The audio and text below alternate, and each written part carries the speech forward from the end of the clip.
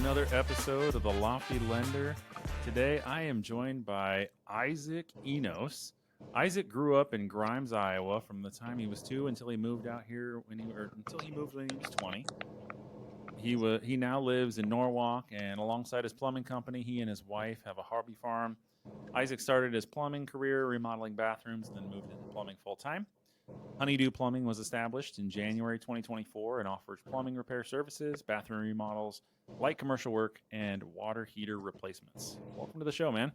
Hey, thank you. Thanks for having me. This is great. First podcast ever, so it's exciting. Awesome, man. We get a lot of first timers here, so that's a good thing. And your business is pretty new, so obviously it's just getting off the ground. What's it like starting up your business from scratch right now? It can be stressful at times. There's nobody else finding me work. It's all on my shoulders now, but thankfully I've built up some customer relationships over the years, and they've been keeping me busy and getting out there myself and networking groups and stuff. So it's been going pretty good. I'm pretty confident we'll keep it moving. So awesome. How long have you been doing plumbing that you decided to jump off and start your own business? Yeah, I've been in it for about 8 years now, and I reached a point at my last company where things were kind of shutting down a little bit. So figured I always wanted to own my own company. So now there's no better time than the present. So that worked out pretty well, timing wise. Awesome.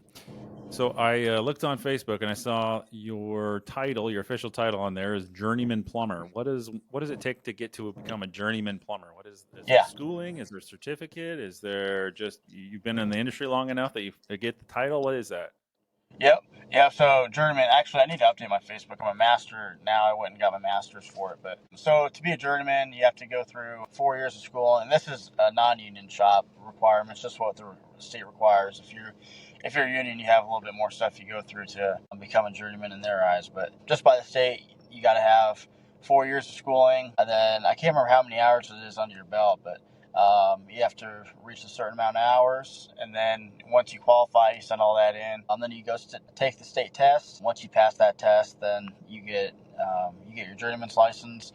And then to go from your journeyman's to your master's license, you got to have your journeyman's for 2 years, and then you can go sit for the master's test, which really is the same as the journeyman's test, but it's got more questions on it. It's a 5-hour test total. I guess, and what that means, I guess, if you're not in the trades, the journeyman is pretty much a foreman. You can run a crew, and then once you go to your master's, at that point you're qualified by the state to own your own company, pull permits with the state, and all that type of stuff. So awesome.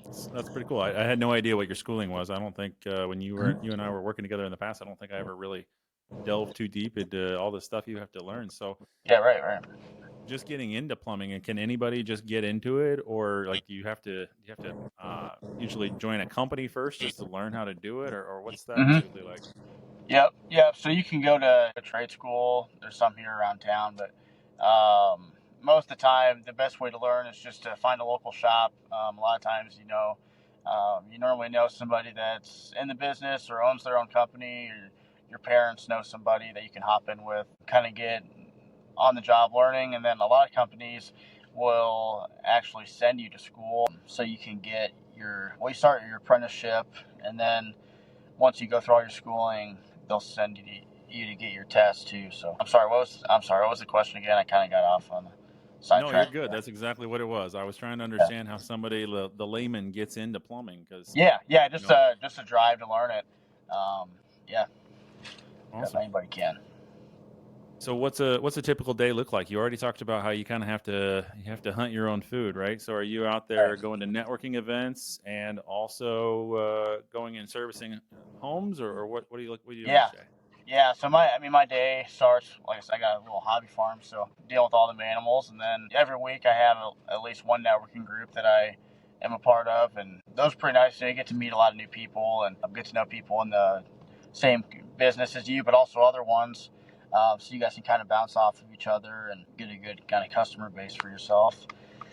And then, other than that, I'm working full time. It's just me at my company. I don't have any employees. So if you call me for business, I'm going to be the one showing up to your house, So I'm working all day, and then a lot of times I come home and I'm working on estimates at night to get them back out to people. So my days are pretty busy, but it's pretty much just work, work, work.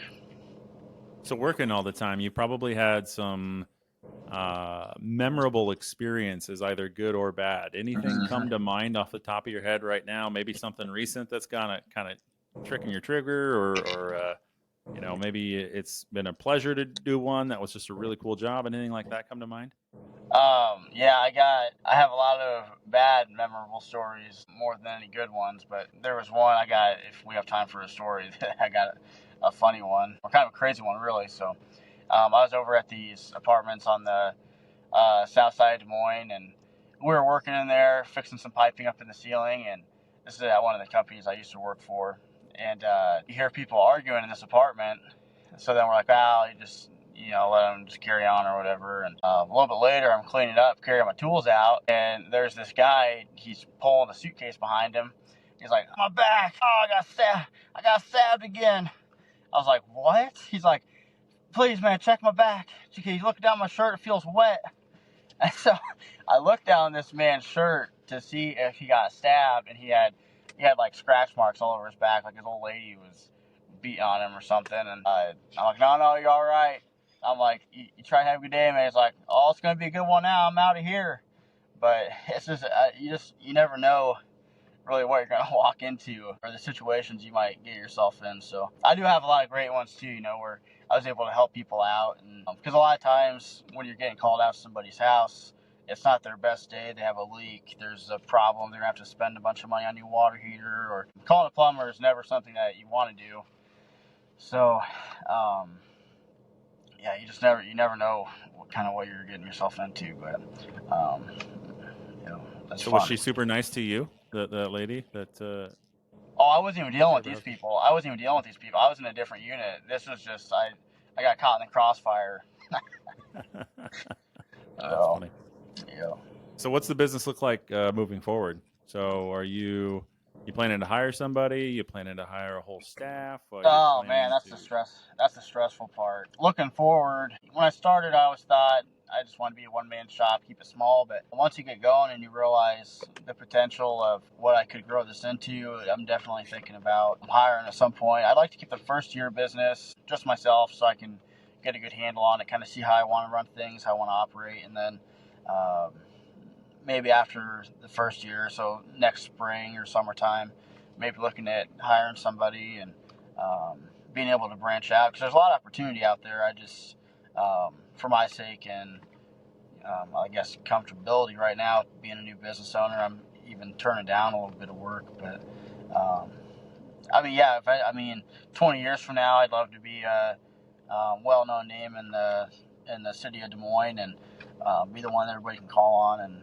trust for good service. So where do you find somebody like that? I mean, again, I'm totally removed from Right. the trades, right? Right. So do you go to trade school and you say, hey, this guy was my teacher and he's still teaching classes and he knows the best and brightest coming up through here, so I'm going to ask him for who's that guy, that gal that I need to pull in? Or are you going to go to your old companies and look around and see there? Like, what's that look like?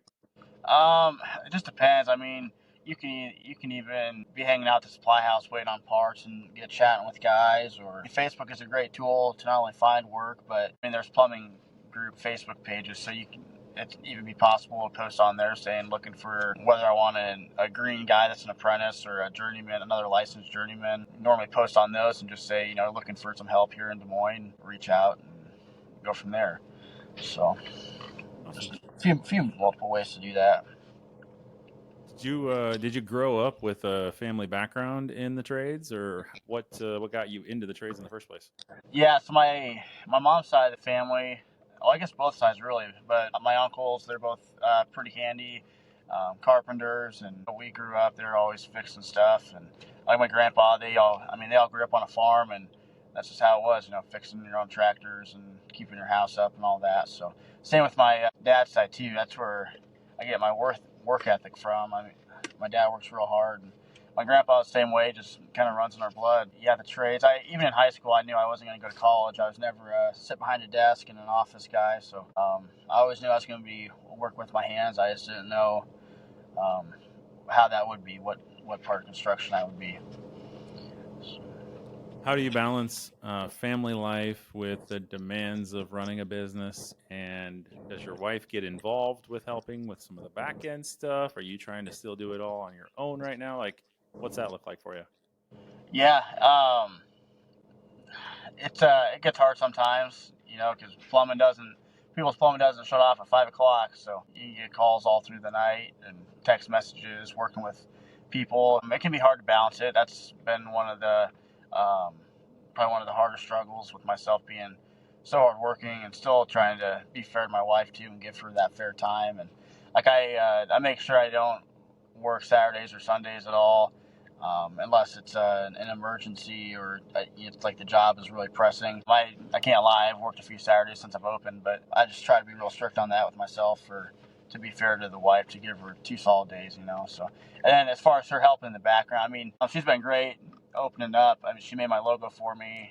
She helps out with all my designs and stuff and getting in contact with getting t-shirts and hats made for me. And she could probably help out more too on the estimate side of stuff. I just gotta let go a little bit and let her do that. But I kind of a control freak with that stuff, so I need to learn to let go a little bit. But you got to be careful what you say with her sitting right there next to you. Yeah, I You know, can't right, tell her right. that you're a control freak I know. and then tell her you don't trust her. Come on. Make sure a fist doesn't come under the side of the screen.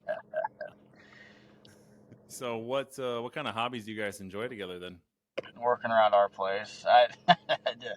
I like to go fishing, and she likes to go shopping and stuff. So sometimes we'll spend our days doing the TJ Maxx and Home Goods and all that fun stuff over there in West Des Moines. But other than that, yeah, hanging out at home with our animals. We got goats and chickens and stuff. So we'll go hang out back and with the animals and see the neighbors and stuff. So really just relaxing and hanging out together.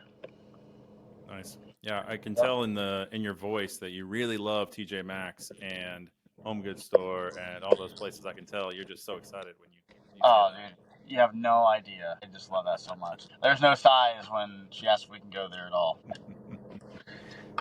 All right, quick pick segment. So this one we're gonna get into understanding a little bit about this or that. Tell me the first thing that comes to mind. They're all questions about just personal favorites. No wrong answer, no right answer. Okay.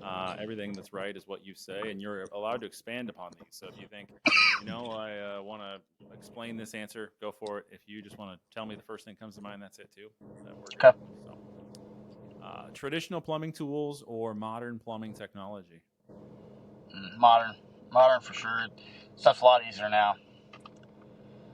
Yeah, I'm sure that's a whole other episode in and of itself, understanding what all those tools used to be. Yep, for sure. We could talk about that for hours.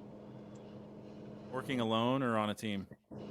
It's a toss-up on that one, because sometimes I like working alone, and other times I'll call my buddies just because I've been working by myself on a remodel or something all week. I just got to hear somebody else's voice. Sometimes the team is nice. But. Yeah, I think I saw a job that you posted pictures of where you were helping rough in a bathroom or a shower or something in the basement, and you were doing the plumbing, and somebody's in there doing the electrical, and somebody's in there doing the handyman work. So Yep, those are nice. You get to kind of know every contractor's other subs, so you can build a little bit of a friendship with all the other trades. Those are fun. You drink coffee or tea? Yeah, I'll drink both. Yeah. If I have to pick one though, I'd probably say tea. Morning person or night owl? I'd say morning person. Summer or winter? Summer.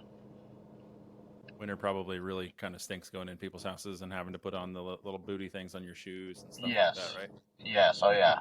Oh, yeah. So are you the saver or the spender in the family? I think I know the answer to this one, but I'm going to ask. Yeah, I'm going to say spender for sure. Oh, okay. So your wife loves to go shopping, but you like to shop more. Well, actually, I don't know. What'd you say? I don't know. Maybe I would be the saver. You're the spender, but I'm a saver and spender. Yeah, we're both spenders, but she also saves. That's good. Residential plumbing or commercial plumbing? Residential, for sure. Favorite ice cream flavor?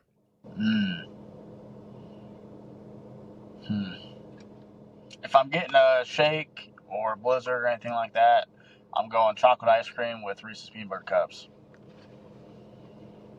It's a really good choice. I love it. Or just peanut butter, all the peanut butter chocolate. You can keep the Reese's, just put the peanut butter in it. I really appreciate the thought process you put into that. You were really thinking on that one hard. I was. Man, I'm an ice cream guy, dude. I love it.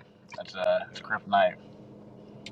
Well, I shared this on a previous episode, but did you see that the Schwansman is officially closed its business? I did not, but growing up, man, the Schwann's guy would come by every week, get them chocolate freeze bomb things or whatever, like with in the little tube. And those Oh yeah, I forgot all about those. Those were great. Oh man, nostalgic right there. Yeah, our Schwansman used to stop and shoot hoops with me. I was like, oh, that's cool. Aren't you supposed to be working? Like you're just hanging out and shooting hoops. Yeah, this is great. Yeah, that's cool. Favorite car? Favorite car? Yeah. Any car or one of my past cars? You tell me. What's your favorite car out there? Favorite car? I don't know. I'm not a huge car guy.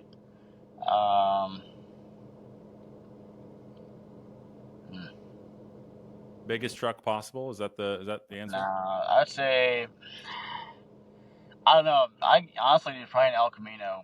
I've always wanted one of them. There you go. El Camino. Well, get this business going a little bit better and a little bit bigger, and you can have your El Camino, I'm sure. I could. Beach vacation or mountain hike?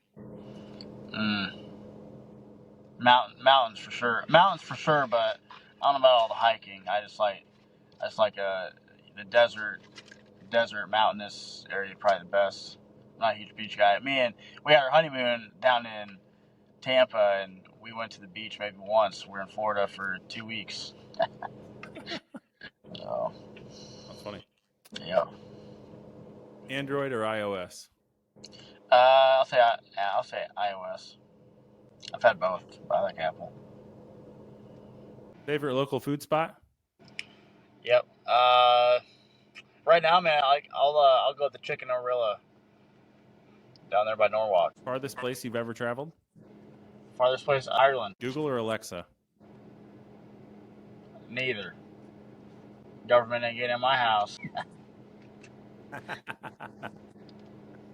Got it. Taylor Swift or Britney Spears? Britney Spears. Amen. I agree. Yes. All right. Last segment here is the trending topic. What impact has smart home technology had on modern plumbing practices? Yep. So there's all sorts of different things you can do. It makes the product, I think it's called Mow and Flow. You can put it on the main water line coming into your house. So you can download their app and you can actually turn your water on and off right from the app on your phone. So that could also be a nice thing for landlords if they need to temporarily shut water off or whatever they need to do. But a few other things they have, like your kitchen faucets, they make some of those with Alexa now, even a little bit simpler. They make like the motion sensor ones where you can like rub your hand under it and it'll turn on or off with the motion ones, or they have the touch ones where you can just touch anywhere on the faucet and it turns the water on and off. I'm trying to think if there's anything else out there. I'm sure there is, but those are probably the two biggest ones that come to mind with smart home stuff. And so what does that do for you? Is it more challenging for you to have to make repairs on things like that? Yeah, it can be. Those motion sensors, they eventually go out. So then your faucet won't want to turn on or off right. So at that point, rather than having a normal faucet where you just turn it on and off manually, you end up having to go into trying to figure out that, or potentially replacing your whole faucet. Same thing with restaurants. All the restaurants with the motion sensor faucets and stuff, those are a little bit more of a pain to work on. I have no problem doing it. I'm happy to, but just involves a little bit more of troubleshooting and maybe spending some time on the phone with the manufacturers trying to troubleshoot, rather than, like I said, just the manual ones where it's easy on off, got some seats and springs, seals inside of it. So Yeah, it's a So little when bit more getting into this difficult. business, were you aware that you were going to have to basically have some electrical background as well? Because that's truly what a lot of these things are, right? Right. Yeah. I guess it came to mind a little bit, even like with uh, having electrical stuff with water heaters, replacing those. I mean, when you come into a trade, with any trade, really, you're not just part of the one that you're joining. You have to know a little bit of each other ones, how to flow off of each other, and so yeah, I guess I was aware I'd have to know a little bit more than just um, waterworks stuff, and drains. Well, just as long as you don't mix the two, right? Because Yeah, water yeah, and no kidding. electricity probably don't mix that well. No, not at all. Awesome, man. Well, hey, thanks for joining me on the show today. If anyone listening out there, if you feel like you learned something today, if you need a contact for a plumber, if you are curious about the trades and you want to get into it, you're really trying to understand, where do you or maybe one of your children, how do they get started? Isaac's definitely the guy to go to. Isaac, how would they get a hold of you? Yeah, thanks. You can find me on Facebook at Honey Do Plumbing LLC. And then the Honey Do part, it's DO, like a honeydew list. You can also give me a call at 515-864-6537. Again, 515-864-6537. And then you can also email me at honeydoplumbingia@gmail.com. So I also reply pretty quickly to messages on Facebook as well. If you just message me through the site, we can get something figured out for you one way or another. Great. Well, thanks again, man, for joining the show. I appreciate you having you here today. Yeah, thanks, Kyle. I appreciate you having me too. I never thought I'd be on a podcast. It's pretty cool. So thanks a lot. And be sure to hit the subscribe button, follow us on social media, and stay tuned. As always, if you enjoyed the show, please leave us a review and share it with your friends. Your support means the world to me and helps us bring great content. Thank you for listening, and until next time, stay curious, and we'll see you next week on The Lucky Lender. See you. Thanks.